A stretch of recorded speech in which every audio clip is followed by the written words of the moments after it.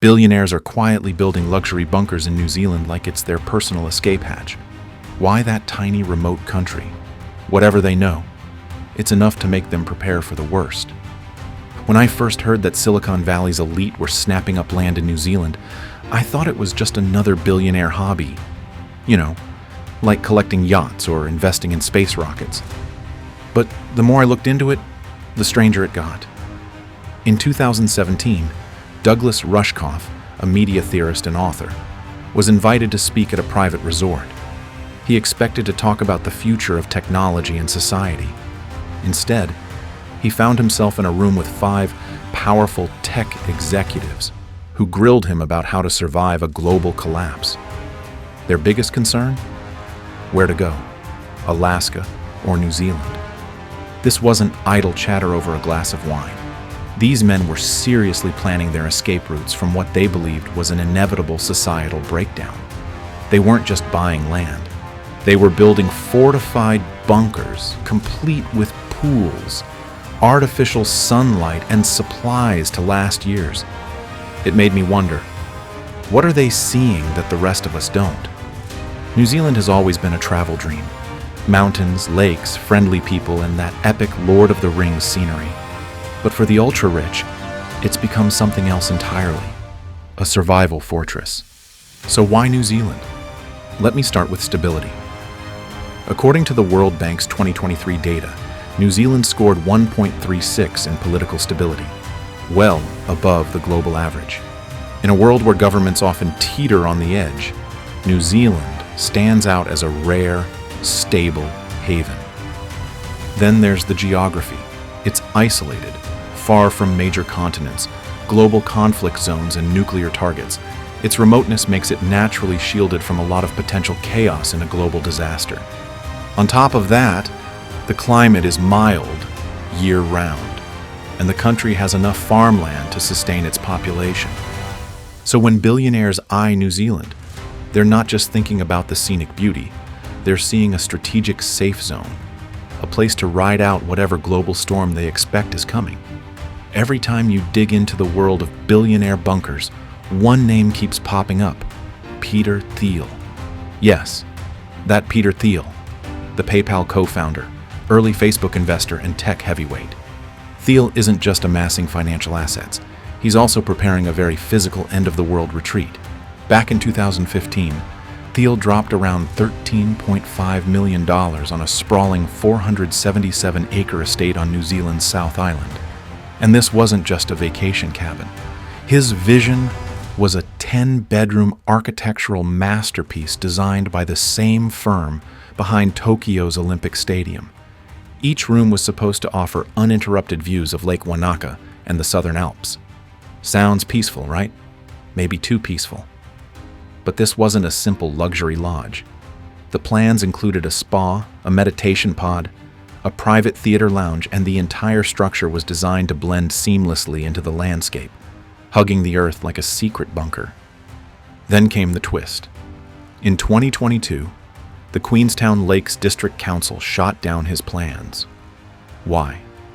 Local environmental groups opposed what they called a billionaire fortress intruding on New Zealand's natural beauty. Even billionaires get a no sometimes. But Thiel isn't the kind of guy to quit. He's held a New Zealand passport since 2017, and it's likely he has other ways to secure his foothold.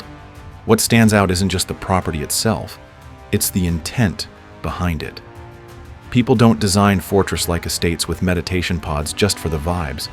Many believe this is Thiel's version of apocalypse insurance, and he's far from alone. An entire industry caters to ultra-rich doomsday planners. Take Rising S, for example, one of the biggest bunker-building companies around. Founded nearly 2 decades ago, they've sold over 1,400 bunkers, customized down to every detail. We're not talking gloomy Cold War fallout shelters. These are high-tech, self-sufficient underground homes designed to be comfortable and sustainable for years. Gary Lynch, Rising S's CEO, compares buying a bunker today to buying a Ferrari. Prices start at around $200,000 to $400,000 for standard models, and the fully tricked-out versions can easily run into the millions. Interestingly, It's not just paranoid tech bros driving demand. Around half of the clients at Atlas survival shelters are women, shattering old stereotypes about who's prepping for the worst. Even Kim Kardashian got involved, testing out a $200,000, 500-square-foot bunker for her reality show. When bunker shopping hits reality TV, you know the trend's gone mainstream. But that's just the tip of the iceberg. At the ultra-luxury end, companies like Safe, run by Albert Corby, build million-dollar bunkers loaded with next-gen tactical technology. One of their secret projects? A fortress on a 200-acre private island in the US, guarded by high-tech security systems and designed to withstand any disaster. Demand is so high, even bunker components are getting scarce. Ron Hubbard, founder of Atlas Survival Shelters, revealed he bought 711 air filtration systems in a single month, more than he had in the previous 13 years, combined. This isn't a passing fad. The ultra-wealthy are preparing for something, and they're doing it in style. So while most of us are juggling rent payments or fixing leaky faucets, a different world exists where bunkers come with wine cellars, biometric locks, and underground theaters. If that doesn't make you pause and rethink your mental map, maybe it's time. While Peter Thiel is carving his fortress into the Southern Alps, others are taking a more tropical approach. Mark Zuckerberg hasn't officially set foot in New Zealand, but his survival plan is unfolding thousands of miles away in Hawaii. On the island of Kauai, Zuckerberg and his wife Priscilla Chan have quietly put together Ko'olau Ranch, a sprawling private estate covering over 5 million square meters. Don't be fooled by the pastoral name. This place is a fortress disguised as paradise. Surrounded by a 2-meter-high wall, heavily guarded and loaded with high-tech security, the estate reportedly contains a massive underground bunker. But that's just one part of the project. The ranch includes multiple mansions, a network of tree houses connected by rope bridges, and built-in systems for water purification and desalination. It's not a safe house. It's a self-sustaining ecosystem designed to operate independently, with or without the outside world. And Zuckerberg isn't the only billionaire prepping like this in Hawaii. Oprah Winfrey owns massive land in Maui. Larry Ellison didn't just buy beachfront property. He bought nearly the entire island of Lanai, turning it into his personal paradise. A pattern is emerging. The richest people aren't just preparing to survive, they're preparing to separate. That's where things get a little unsettling. Because these projects aren't just about safety or survival. They're about control. Think about it. When one person owns the land, the food supply, the buildings, and the labor force, it starts to feel less like prepping and more like building a digital age feudal estate. Some researchers call it the rise of new feudalism. These billionaires aren't just planning for emergencies, they're designing self-sustaining kingdoms where they don't just live, they rule. For example, Zuckerberg's estate reportedly employs hundreds of workers, all under strict non-disclosure agreements. No one knows exactly what they do, where they live, or how many there are. It's like serfdom for the 21st century, but with biometric scanners, desalination plants, and private security teams. At first glance, billionaire bunkers seemed like high-end panic rooms, but the more you look, the clearer it becomes. These are prototypes for a future where the ultra-rich no longer depend on the rest of society for food, water, or safety.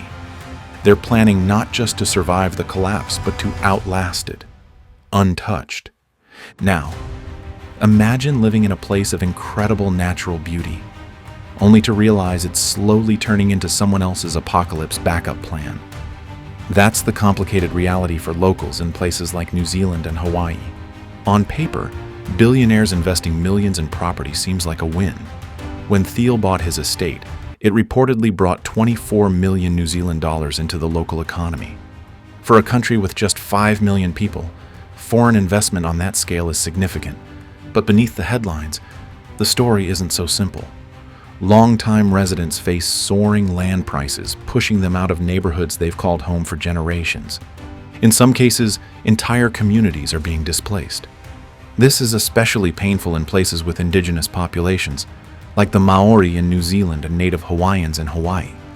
Their traditional land rights are often sidelined when billionaires swoop in with deep pockets. In Queenstown, the billionaire bunker buzz has become almost a running joke. There's even a local bar called The Bunker, and real estate agents advertise billionaire bunkers as a selling point for more affordable homes. Funny, yes, but it reveals a quiet tension. Locals worry their homelands are becoming luxury escape pods for the ultra-rich. The mindset behind all this is perhaps the most troubling. These aren't just wealthy people stockpiling canned food. These are the architects of the digital age, the creators of Facebook, PayPal, and entire parts of the internet. They've reshaped the global economy and society, yet many seem deeply pessimistic about the future they helped create. After his meeting with top tech execs, Douglas Rushkoff summed it up. The most powerful people in the world see themselves as utterly incapable of actually creating a future in which everything's going to be okay. That's a sobering thought. If the people with all the resources and influence don't believe in a better future, what hope is left for the rest of us? There's a bitter irony here. These billionaires could be investing in solutions to global crises like climate change, pandemics, or political unrest. Instead, many are doubling down on personal survival plans. It's as if they've concluded society's problems are unsolvable, and the only rational move is to prepare to abandon it all. But maybe it's not all doom and gloom. When you consider their wealth, spending millions on bunkers is a small precaution. Mark Zuckerberg's $400 million Hawaiian estate is just 0.2% of his net worth. That's like someone with $1 million spending $2,000 on emergency prep. For these billionaires, it's less about panic and more about covering every possible scenario, however unlikely. Still, the trend sends a clear message. These bunkers and private estates aren't just survival shelters. They symbolize a growing divide, a belief that if the world falls apart, the ultra-rich have their own secure kingdoms to retreat to, separate from everyone else's struggles. This bunker craze shows billionaires preparing to bail while the rest of us hold the fort. Maybe it's time for them to swap survival drills for serious world-saving efforts. If you found this deep dive eye-opening, hit subscribe and join the conversation, because who needs a bunker when we've got each other?